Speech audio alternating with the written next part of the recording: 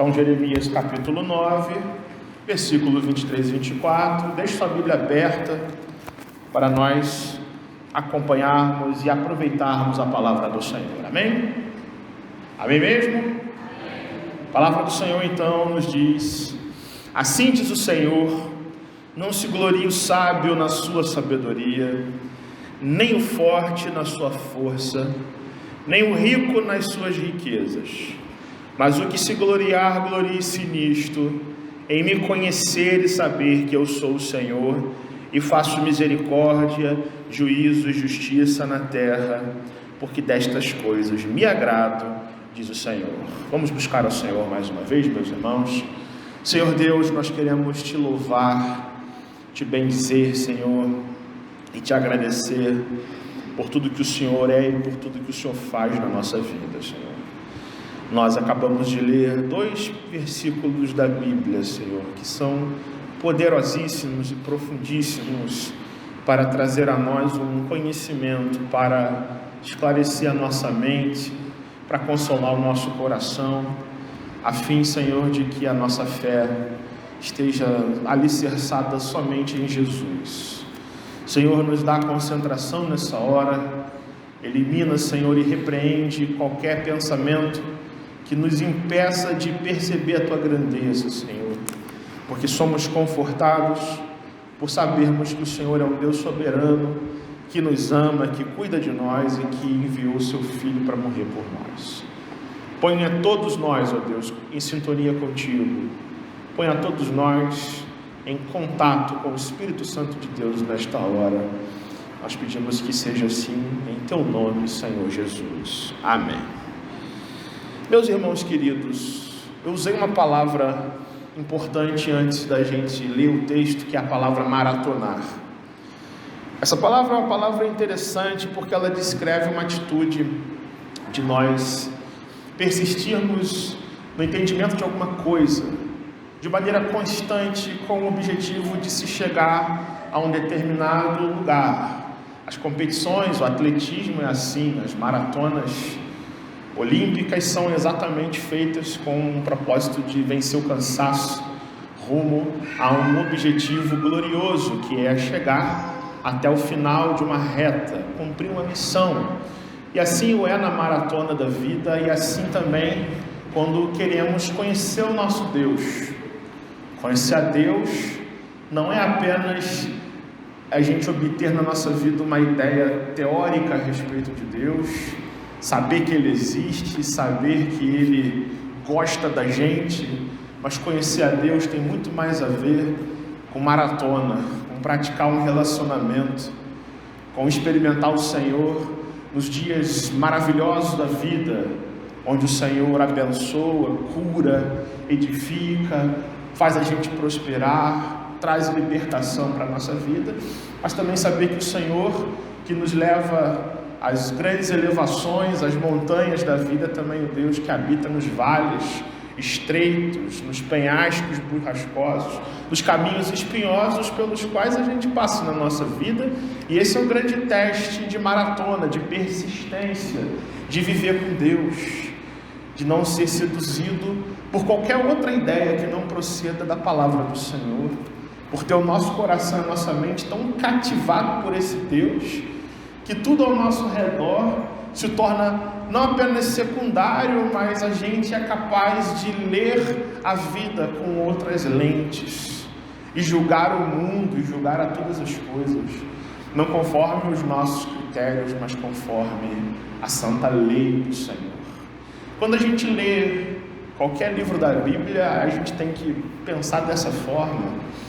E quando a gente lê o livro dos profetas, e Jeremias é um profeta que vai falar coisas extremamente pesadas para o povo de Deus, chamando pessoas que não querem compromisso com Deus a se voltarem à adoração verdadeira, a servi-lo, a amar a esse Deus como Ele requer ser amado na sua palavra. Uma coisa que fica muito marcante é o que a gente pode chamar de uma certa transição entre o quente e o frio, entre uma palavra que é pesada, que é ácida, que é cáustica, que chama o povo, que acusa o povo, que fala que o povo está andando em idolatria, que esse povo está se esquecendo do Senhor.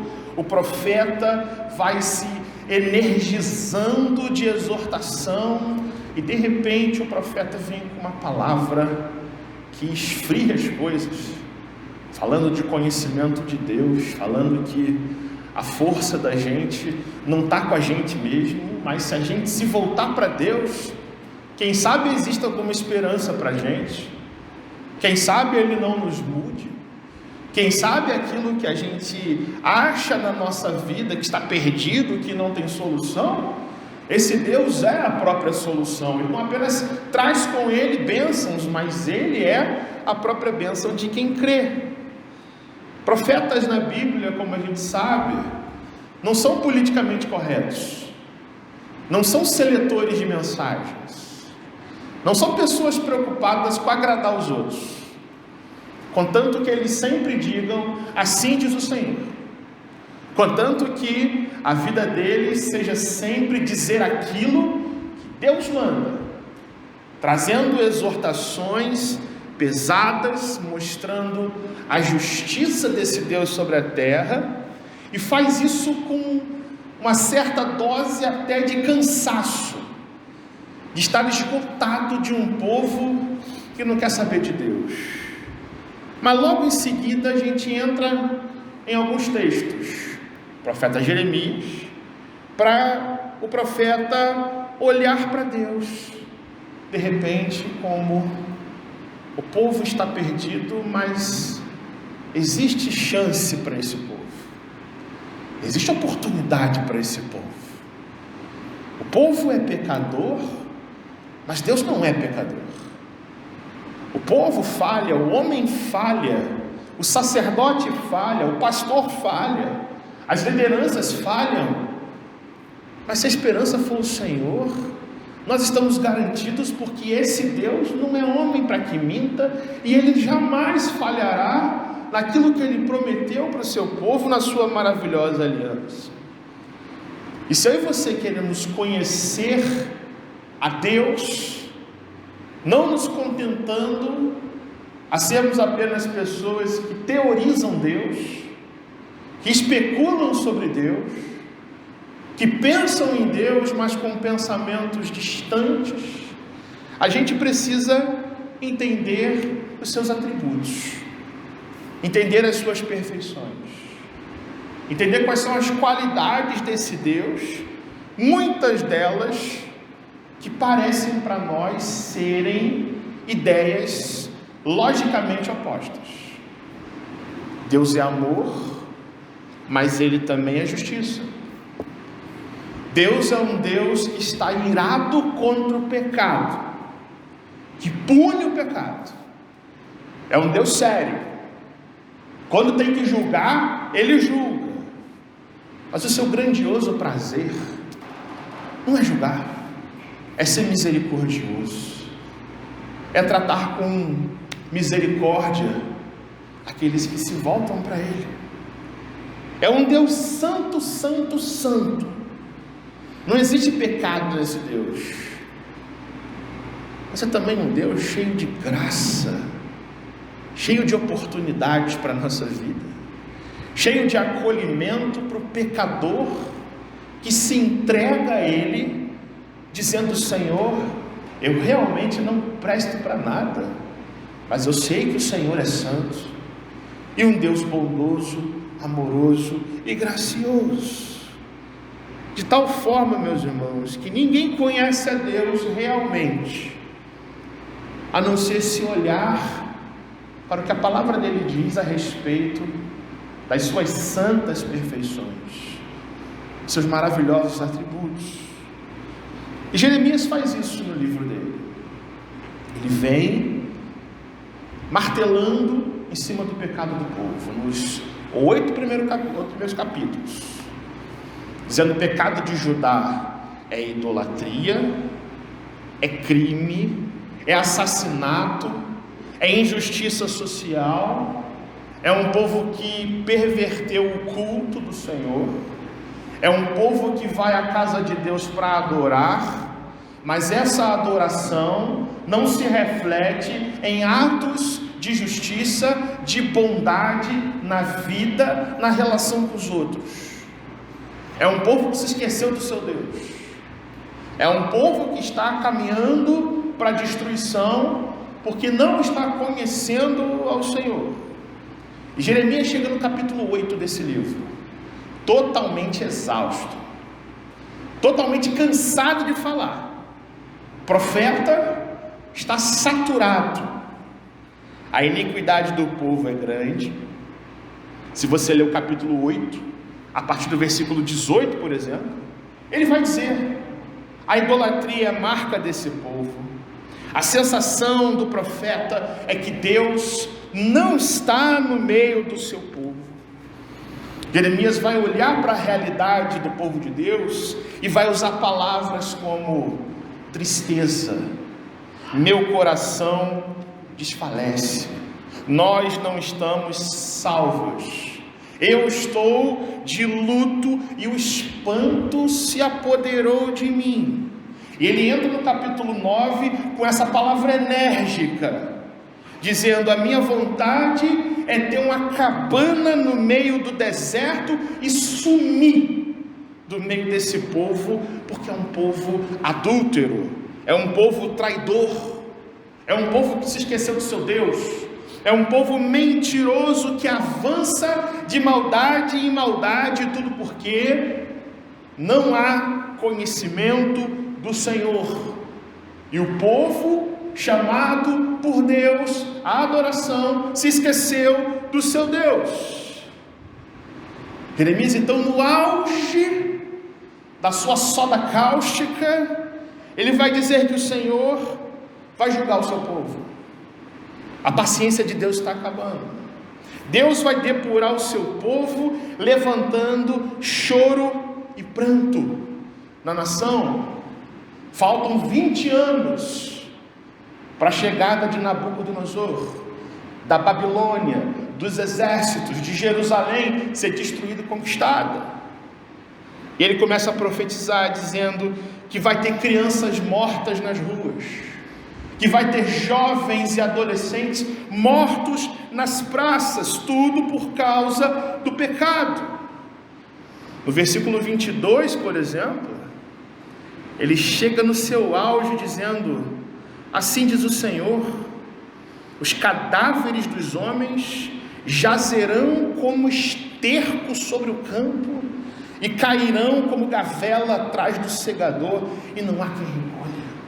O juízo de Deus é uma foice, que passa na plantação, e deixa pedaço de planta caído, esquecido. É isso que Deus vai fazer com o seu povo, caso ele não se converta. E aí, de repente,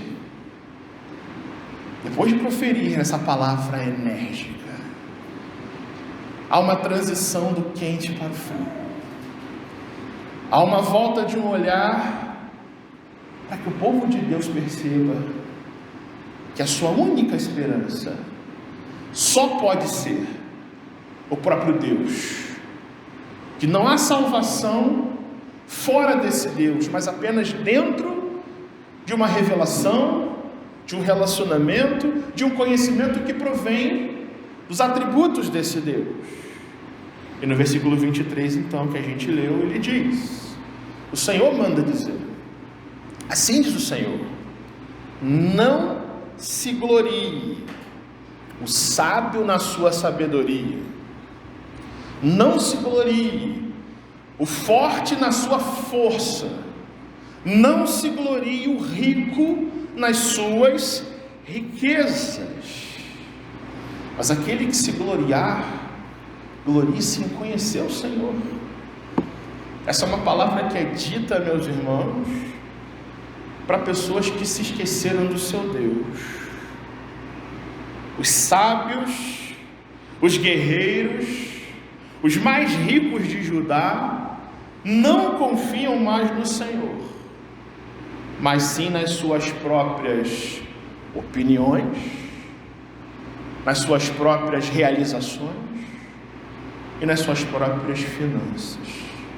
É um tempo bem diferente dos dias de hoje, né? Onde as pessoas só pensam em Deus, elas não confiam nas suas opiniões, elas não confiam no seu dinheiro, elas não confiam naquilo que produzem, na verdade. Pois bem, né? Eles se gloriam naquilo que acham ser certo, menos em Deus. A palavra sabedoria aqui, por exemplo, é usada no sentido de habilidade administrativa, capacidade assim de tocar a vida. Isso aqui é uma sabedoria assim mais prática, né?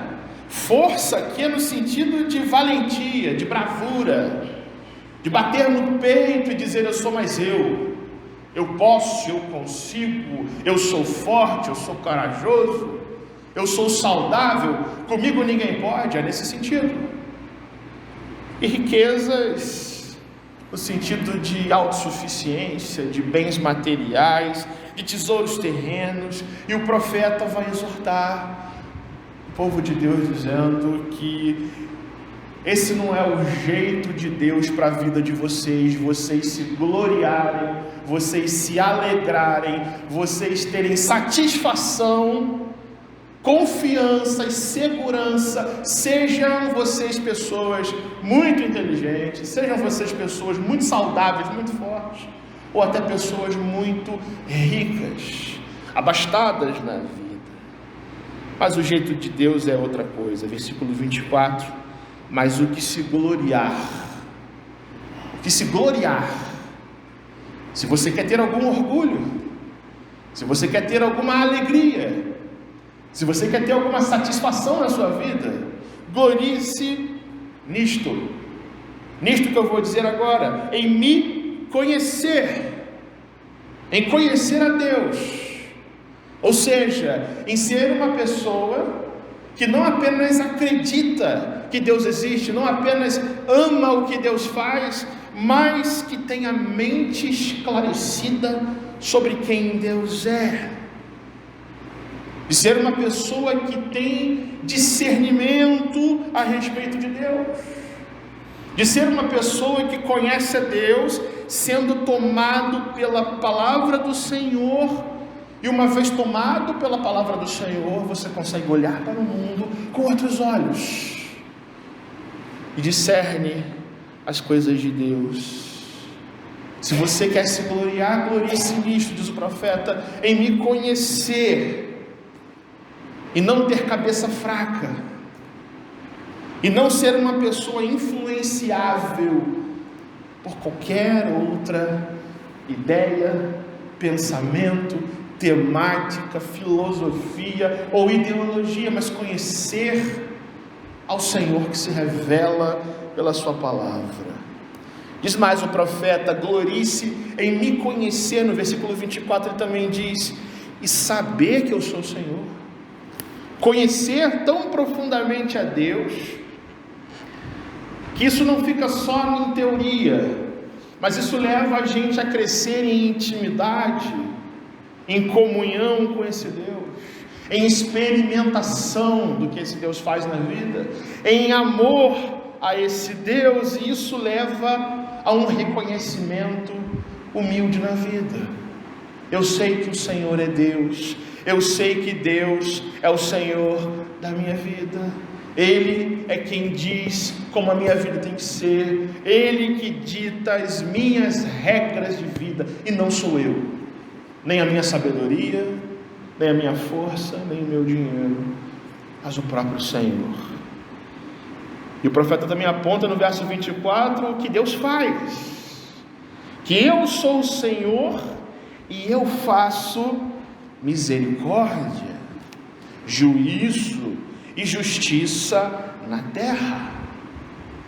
Deus faz misericórdia, que significa um amor bondoso que provém da aliança, da fidelidade do próprio Senhor à sua palavra, em reconhecer que Deus é aquele que faz juízo sobre a terra, ou seja, que fala da retidão de um Deus que julga todas as coisas agindo com o seu próprio direito, fazendo executar a sua própria lei neste mundo, mas também é um Deus que julga com justiça, que olha para os homens com equidade, com equilíbrio, que faz valer a verdade, que preserva aquilo que é eticamente correto segundo os seus padrões. Jeremias fala isso para um povo que oprime os mais pobres, que oprime a viúva, o órfão, o estrangeiro. Deus é diferente desse povo. O seu direito não pode ser torcido, a sua lei, você não brinca com ela. Ele é santo, ele é justo, ele é um reto e justo juiz. Ele termina dizendo: porque destas coisas eu me agrado, diz o Senhor. Deus faz misericórdia, justiça e juízo sobre a terra, não como um Deus tirano, ameaçador, interessado em queimar todo mundo, em matar todo mundo, mas um Deus que tem prazer em enxergar misericórdia, justiça e juízo como bênçãos para a vida do ser humano. E é um Deus que, por ter prazer nisso, Ele quer que o homem que o busca seja assim na sua vida. Só que isso só é possível se eu e você olharmos para a palavra desse Deus e entendermos que o conhecimento desse Deus é bênção para a nossa vida. O profeta nos comprova, meus irmãos, nesta manhã, que o conhecimento de Deus é bênção para mim e para você. O conhecimento de Deus nos leva não só a entender quem Deus é, mas faz a gente discernir melhor a vida e nos faz descansar nas suas ricas promessas para nós. O povo que conhece o seu Deus é um povo forte. O povo que não conhece ao Senhor perece por falta desse conhecimento. Basicamente é o que o profeta nos diz nesta manhã. Eu quero mostrar para vocês 3 razões porque conhecer a Deus é bênção para a sua vida. A primeira delas, meus irmãos, porque conhecer a Deus diminui o nosso ego diante do Senhor. Isso é bênção. A gente diminuir e Deus crescer, isso é bênção. Tanto quanto uma cura é bênção, tanto quanto uma conversão é bênção, tanto quanto Deus resolveu os nossos problemas é bênção. Diminuir o nosso ego é bênção de Deus para a nossa vida. O profeta diz: não se glorie em sabedoria, em força, em riqueza, porque saber muito, ter muita força, ou ganhar muito dinheiro dentro de uma vida longe de Deus é maldição, não é bênção. Essas coisas só são bênção quando a fonte delas não é o próprio coração humano, mas sim o Senhor que está no céu. O ego humano, meus irmãos, se a gente parar para pensar, vive em cima desse tripé. Não é verdade? Tripé: sabedoria, força, riqueza. É tipo aquele tripé ali. Tem um tripé com o celular em cima. O celular é o ego da gente, o ego humano. Ele está sustentado em cima desses 3 pilares. E basta você perceber que quando qualquer uma dessas pernas desse tripé é atingido de alguma forma, sabedoria, dinheiro, ou saúde e força, muitas pessoas, num simples bambear, já entram em parafuso, em desespero total. Não é verdade? Há muitas pessoas que eu e você conhecemos. Talvez a gente mesmo já tenha sido assim alguma vez na nossa vida, que se a conta apertou um pouquinho, que se bateu um problema na saúde física, ou se aquilo que a gente achava ser certo, a gente descobre que não era bem assim, isso faz entrar em desespero, em solidão, em depressão e até em sentimentos suicidas, meus irmãos. A palavra de Deus afirma, pelo contrário, que o ego humano, que o coração do homem é fonte de engano e é desesperadamente corrupto. Por causa do pecado que há em nós, meus irmãos, saiba você isso: ninguém é tão inteligente, tão saudável ou tão endinheirado quanto supõe ser. E por isso, ninguém pode se gloriar em si mesmo ou no que tem. Pense no Senhor Jesus, por exemplo. Pense naquele que é o modelo ideal para todos nós. Pense naquele que teve uma vida que você jamais terá com perfeição.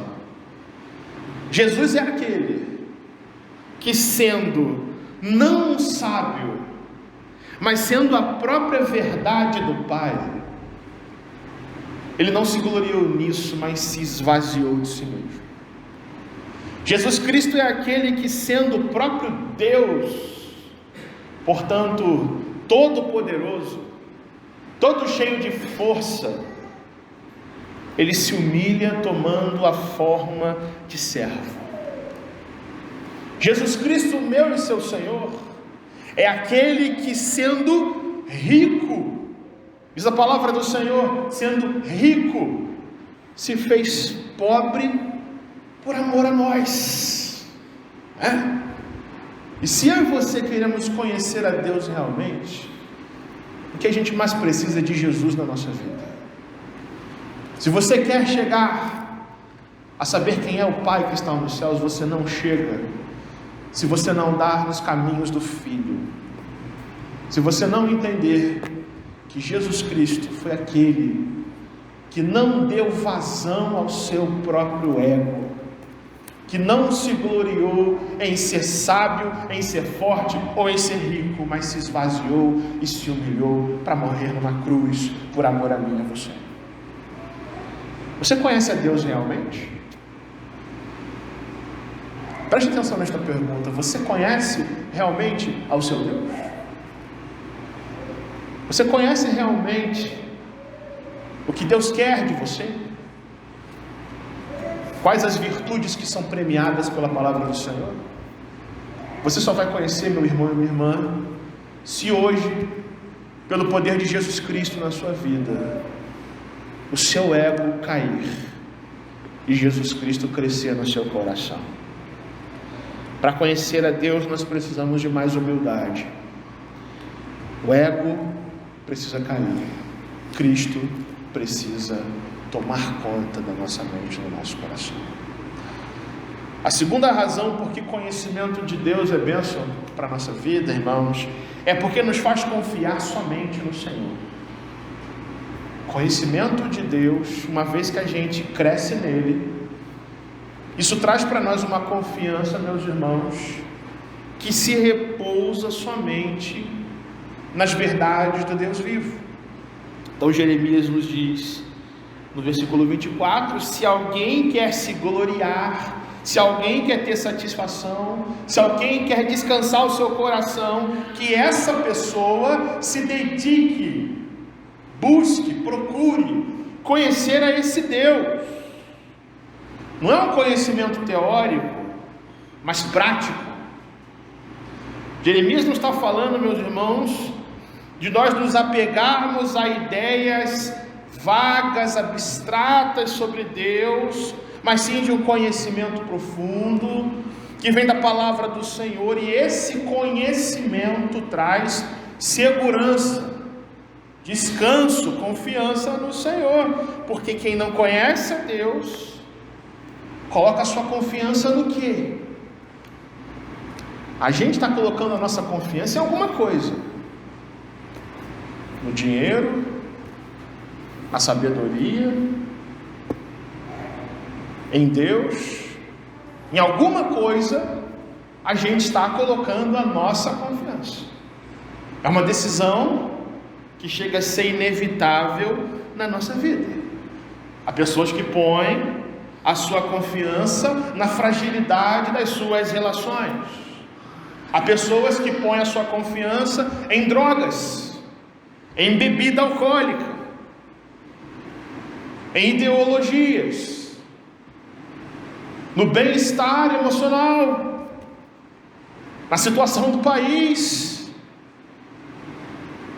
E quando as tempestades da vida surgem, irmãos, pessoas assim não têm base e, portanto, desmoronam no coração. Há pessoas que, por não terem a sua esperança no Senhor, quando a dificuldade da vida vem, elas ou negam as coisas, ou elas entram em desespero. Não é verdade? As pessoas podem negar: eu não sou assim, eu estou bem, eu sou uma pessoa forte. Ou elas cedem à desesperança, à falta de razão para viver. Só que Deus nos diz pela sua palavra que se você tem sede, Deus tem um manancial de vida para você, que é uma água pura e não uma água suja de esgoto do pecado. Deus diz para mim e para você: se você tem fome, a palavra desse Deus é alimento sólido para você. Se você perdeu a confiança, saiba que o Filho desse Deus entrou na história, morreu numa cruz, mas ressuscitou para perdoar o seu pecado e para fazer você recomeçar do zero, nascer de novo espiritualmente e ser redimido por Ele. Essa é uma confiança que ninguém promove. Esse é um conhecimento que você não aprende em qualquer outro lugar, a não ser em Cristo na sua vida. Essa é uma realização de vida, meus irmãos, que ninguém produz, que o psicólogo mais competente desta cidade não produz, que as distrações não produzem, que os vícios não produzem. Somente o conhecimento de Deus em Jesus Cristo traz essa satisfação para a nossa vida. Mas para isso você precisa conhecer o seu Deus.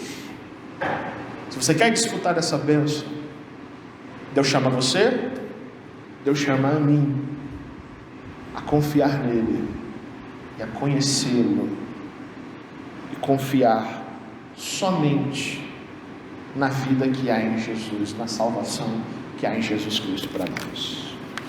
E o terceiro porquê que conhecimento de Deus é bênção para nós, é porque nos faz ter mais gratidão no Senhor. Jeremias, então, ele fala que o coração não é fonte de sustento para a gente. Ele fala que a nossa confiança tem que estar somente no Senhor, em conhecê-lo, em saber que Ele é o Senhor da nossa vida. Mas ele termina dizendo o que Deus faz. Versículo 24: eu sou o Senhor e faço misericórdia, juízo e justiça na terra. O controle é dele, não do ser humano. Se o povo vive em pecado, Deus é misericordioso e ordena a todos que se arrependam, que se quebrantem, que voltem para Ele. Se os governantes da nação de Judá são injustos, Deus é aquele que faz o seu juízo acontecer. Se os homens torcem o direito, torcem as leis, Deus é reto e justo juiz e ninguém escapa do seu olhar justo. Essa não é uma palavra, meus irmãos, que é dirigida para o mundo apenas, ou seja, para pessoas que não conhecem o Senhor, mas é um texto direcionado aos crentes. O profeta está exortando não pessoas ímpios, pagãos de outras nações, mas ele está exortando a casa de Deus, está exortando o povo de Judá, pessoas que deveriam estar obedecendo a Deus. E essa palavra dirigida a nós, meus irmãos, fazendo a gente olhar não só para o que Deus é, mas para aquilo que Deus faz, meus irmãos, nos chama a ter mais gratidão no nosso viver. ser mais agradecido ao seu Deus. Ele é misericordioso, Ele faz misericórdia, Ele é justo e bondoso demais com você. Pare de reclamar da sua vida o tempo todo, portanto. Não existe coisa mais insuportável, meus irmãos, neste mundo, do que um crente que só sabe abrir a sua boca para proferir palavras de insatisfação com todas as coisas. Infelizmente, porque falta o conhecimento de Deus e essa gratidão que provém de Cristo para nós, muitos crentes vivem crendo no céu, mas carregando um inferno dentro do peito, esquecendo-se que Deus é misericordioso. Isso significa que você não merece nada e que Deus não é obrigado a nada. Ele só faz bênçãos acontecerem para você, porque Ele é um Deus assim, misericordioso, bondoso, amoroso. Que o que nós merecíamos era a justiça de Deus, mas esta justiça Deus a depositou na conta do seu Filho, que Ele morreu pagando a dívida impagável que todos nós tínhamos, que Jesus Cristo verteu o seu sangue para nos justificar, nos lavar de toda a imundície do pecado que nos dominava. E se a vida com Deus é isso, e se você pela fé crê que Jesus Cristo é seu Senhor e Salvador, que Ele morreu a sua morte para que você tenha vida, em nome de Jesus, meu irmão, que a gratidão a Deus seja a tônica do seu coração, seja o tema da sua oração todos os dias. Que a oração da gente não seja apenas me dá, eu quero, mas sim, Senhor, muito obrigado por isso. Isso tinha que ser a nossa oração, isso que tinha que ser as nossas reuniões de oração, inclusive. Agradecer. O profeta está dizendo: se alguém quer se gloriar, glorie-se em conhecer, mas também entender que Deus é o Senhor e faz misericórdia, justiça e juízo com todo o seu prazer sobre a terra.